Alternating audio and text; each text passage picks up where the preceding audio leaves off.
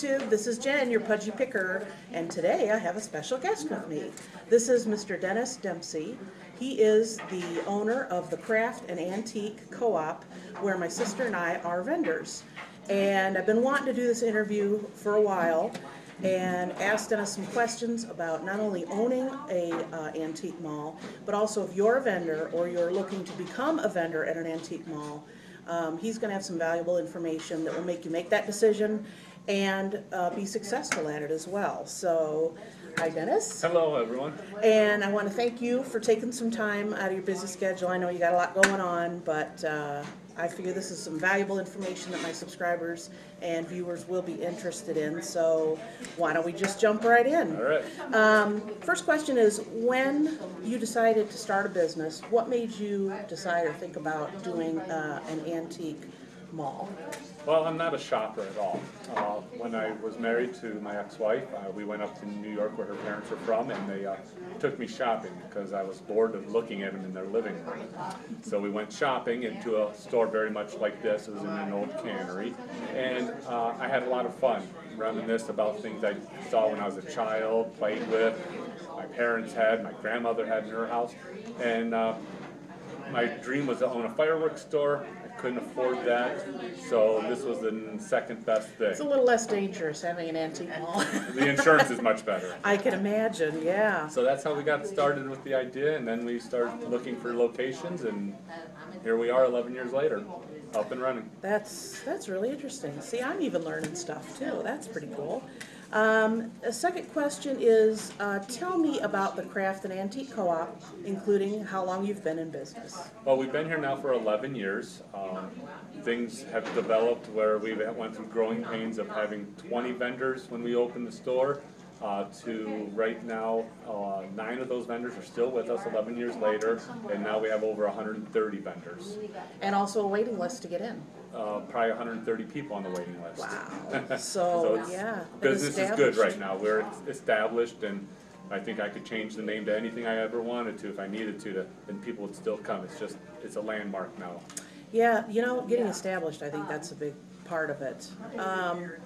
I guess the third question was to explain to our viewers, what is the difference between a co-op and just a regular antique mall? Well, the idea behind the co-op is the antique mall usually is you would pay a higher rent as a vendor, and you don't have any real ties to the business. You're just a number to the people. You just come in, pay your money, and you leave. You stock your booth, you leave. Here as a co-op, we give you the option of a much lower booth rent. You work 2 days, you build ties, you start to feel like a family network almost, and that's the whole idea, is to bring it down to a family level almost, to where people feel comfortable talking, having fun, and everyone has an interest of it to succeed because they're all here helping each other. Instead of a normal mall, it's very cutthroat. They don't want to help each other because there's real competition. Here we're still competition, but yet we all need to succeed and be successful, so it's a close-knit group, and it kind of brings a family value kind of to the business. That's something my sister and I have noticed. And the other thing is, when you're here a lot and you talk to the other vendors, you get a real education. I mean, I have learned so much since I've been here just in 3 years. 130 vendors, most of them are with a sibling or a married couple, so it's 260, 300 people. Knowledge coming from anywhere from 20 years old to 80 years old, and the knowledge they have and they can bring us is phenomenal. You can't get it anywhere else.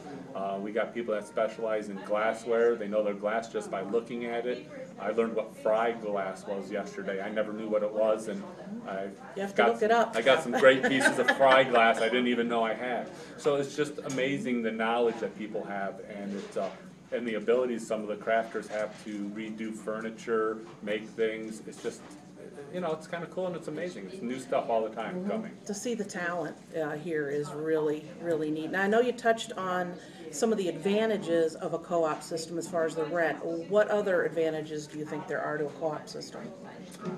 Well, as a business owner, I don't have to have employees, which in other words helps me keep your rent, the vendor's rents low. I don't have to pay health insurance. I don't have all the taxes and stuff to do. So I really can keep the vendor's rent as low as humanly possible, and still I can make a little living. So it's a nice combination, and that's the biggest thing, is that I don't actually have any real employees. That's the biggest thing for me. No, that's some good points. Next question, number 5, would be, what is the most challenging part of your job that you didn't consider when you first started? I'm sure there's more than one. The biggest problem is that there are 130 vendors, make it 260 people. They all have different personalities and opinions, and a lot of them bring business into it, but they all believe that they know everything. And just to manage that many different people is unique. In the military, I had 60 people under me, easy to manage. And they said, yes, sir. And they said, yes, sir, snap to. It was really good, because when I was below someone, I did it. Here, it's not like that. Everyone has a little bit of a say, so just the juggling of all of the personalities, I think, is what I did not suspect to be such a problem with this many of adults, because all my adult stuff used to be, you know, military. Yes, sir, yes, ma'am, you did what you were told because they were above you. That's not quite the way it runs here, so it's a little different. Yeah. Well, when you get so many people, different ages, different backgrounds, and the personalities, it's an interesting mix. But that's what makes a co-op fun, though, too. It makes it successful because you are bringing all these different experiences in, and like I said, we have an advertising committee now too, and these people are bringing in their background. Some of them are advertising specialists that did this for a living.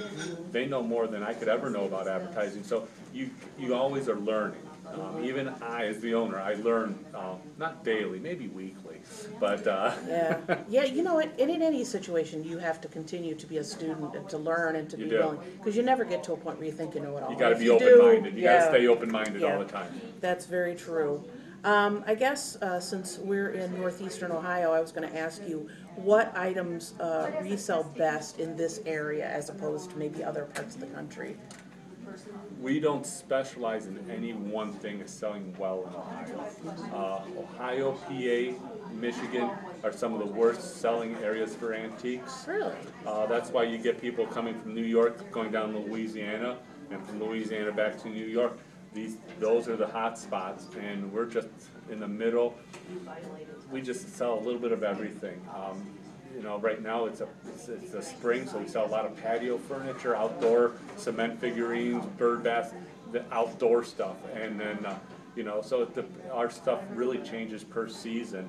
I could never say one thing sells consistently all year. It just changes with the seasons constantly. I know one thing that we had in our lobby, and this is probably at least a year ago, we had a boat.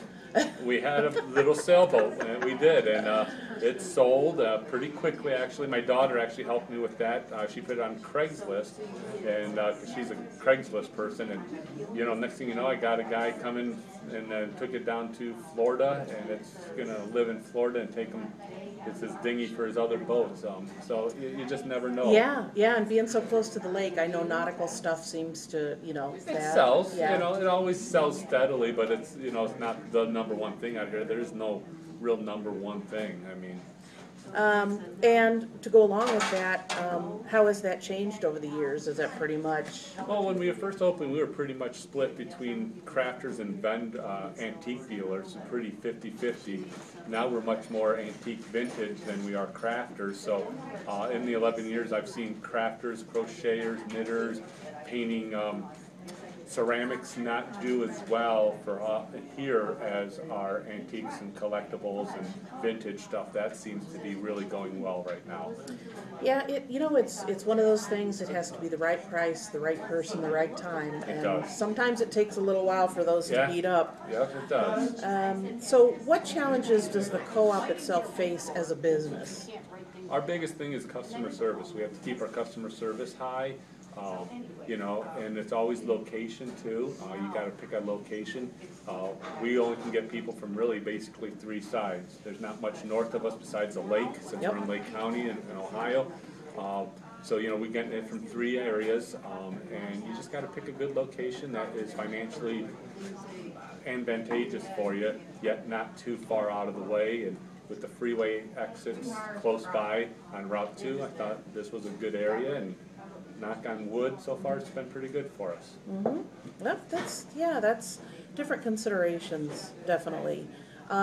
We've been talking about how many vendors. Yeah. So how many vendors do you have, and then how many booths or spaces do you have, and describe those spaces? We've got about 130 vendors, and we have a little bit, right around 200 booths and 40 showcases.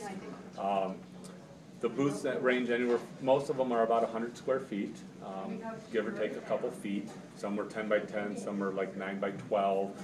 The showcases are all 4 feet wide, 7 feet high, 16 inches deep. They're locked glass showcases lit. So those were an investment we put in about year 4, and very good purchase of another antique mall that went out of business. So, and we have somebody that monitors that and sits there and is able to access those for customers. Yep, they are there all day long, every day, somebody, or 2 or 3 people, depending on how busy we are. Now, I know just in the last year or so, those cases were in the back of the store and you moved them up front. Correct. What advantages, has that been better for you then? The advantages of before, they were in a small maze in the back, and they were kind of just all over, but it was the space that we had at the time. By moving them up front, we kind of went to the normal format that most antique malls run, is their showcases up in the front. But what we do have a uniqueness of is that we have a back room full of furniture. We're one of the only antique malls like this that I know of that actually allows vendors free access to being put furniture in a common area, I'll call it, instead of it just in their booths. So in that sense, we're unique in that. That's very helpful, because occasionally you come across something large and it's like, there's no way you could fit this into your booth. When you find a good buy, you gotta buy it. Absolutely. You can't pass on it. Absolutely. So I guess, what advice would you give someone who's considering getting a booth in an antique mall? What your time, what kind of time you're going to be able to donate to it. If you're just going to dump your stuff in any mall in the beginning of the month, when you pay your rent, collect a check, and then you're not going to see it until the beginning of the next month, you're not going to be successful in any mall. The more you work it, the more successful you'll be. That means even if you don't go and bring in a lot of new stuff, change everything, put the stuff that's in the back of your booth to the front, and your stuff from the front to the back, just rearrange it, reorganize it, clean it, make it look fresh. You got, all these antique malls have people that come in every week. If they don't see it different, they're gonna just walk by, they're gonna glaze over your space. So the more you work your space, the more money, the more sales you're gonna make. So the more you put into it, the more you get out of it, as most things in life. Basically, yes. What should a new vendor expect when they decide to start selling? What do you mean by that? What kind of expect what? Do they have unrealistic expectations? I guess you could add that. I don't know. I mean, it depends on how they're coming in. Am I going to come in and be a millionaire in the first month? You're never going to be a millionaire doing this unless you find the Declaration of Independence sign behind another painting. I'm waiting on it. I'm waiting on it. So am I. But, you know, the expectation is that you're gonna have to see what's selling. You're gonna have to spend some time there, see what's going through the registers, see what kind of items are selling at what prices, learn what's in the store, see what their pricing is, talk to some of the vendors that seem to be bringing in a lot of stuff, look at what they're pricing stuff, because you may be pricing it way too high, or if your stuff is flying off the shelves, you might be pricing it too low. But if you have a ton of stuff from somewhere that you got it, that relative or something, you just may want to be rotating it. Volume cures all issues. Your booth never gets stale. You have money constantly rolling in, so you can go out and buy new stuff. It just cures all your issues. So I'd rather sell it for a few dollars less and just keep it turning over, so I don't have to keep moving it all around. I think that's my sister and I's idea too, yeah. That's what my dad taught me, and that's what I like to do. Now, if you have a new vendor that comes in, never done this before, and they don't last, give me some reasons why that might be the case. First of all, a lot of them don't work it. They just think they can dump their stuff, run, and come back next month and pick up a big fat check. Well, it won't. Their sales just they just spiral down like going down a cliff. They just don't happen. That, or some people believe that they're gonna be the last person to ever sell this item. You're just a middleman. You bought it from someone, you're gonna sell it to somebody that might sell it, might keep it, but it's gonna end up for sale again. It's just a revolving circle. All these used goods just keep recycling until they get broken.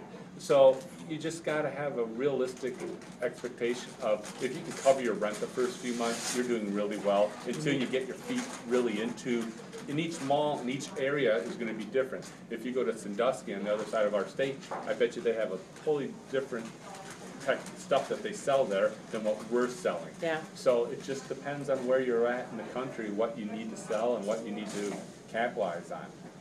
I've spoken to some new vendors and I tell them, there's no way you can be here any less than 3 to 4 months. I mean, you just You can't. gotta give it that Because much. I know my sister and I, being in the, being here, I mean, we, within a year, we just started to really dig our feet in and get an idea of what's selling, what's not selling, and, I mean, it took a while, and it gets better and better, and you use that knowledge to keep making your business better and better. So we talked about being a successful vendor. Give me 2 or 3 key adjectives to describe a successful vendor. Hardworking, dedication, and you gotta stick to it. You just gotta put in your time, put in some energy. Don't be afraid to get a little dirty, and just, you gotta work at it. It's not just gonna, it's not gonna fall in your lap and be successful. You're gonna have to work at it. So just keep working hard at it, have fun, and keep learning. It's one of the only things I know of. I went to college, I paid a whole bunch of money to go to college to learn something, to get a piece of paper. This is the only thing I know that you can actually get paid to learn. As you learn, you may buy that vase for 10, or this glassware for $10, sell it for 40, and someone said, oh, that was worth 100. Okay, I hate that. now you know, but now you know, and you learn, you made some money, and you learn that, wow, that if I find something else like that by that brand, boy, I better pay a little bit more attention. That's worth a little bit more than I thought. So you learn, but you made money instead of just paying money to learn. So that's kind of fun. A lot of people, you can learn and make money at the same time. And it's very rare. And, how many vendors did you say have been here since the start? I believe we still have 9 of our original 20, so 50% of our vendors have started with us 11 years ago. So if you have some of those vendors that have been there a while, before you even sign up to get a booth or to start, I mean, sit down with them and say, do you have 5 minutes? Let me ask you a few questions, and, pick their brain and see, ask them, what's great about it, what's not so great about it, ask them, because they've been in the trenches, they know, they'll give you the best advice. So I guess in conclusion, is there anything else that you have to add? No, this was fun. Thank you for asking me, and it was kind of fun. Yeah, well, you too. Good luck. Yeah, thanks, Dennis, for your time. And, I'm sure maybe in the future, if there's any other changes or anything else you want to get out there, let me know. And other than that, please give me a thumbs up, subscribe if you haven't, leave a comment below. And until next time, happy picking. Bye. Bye.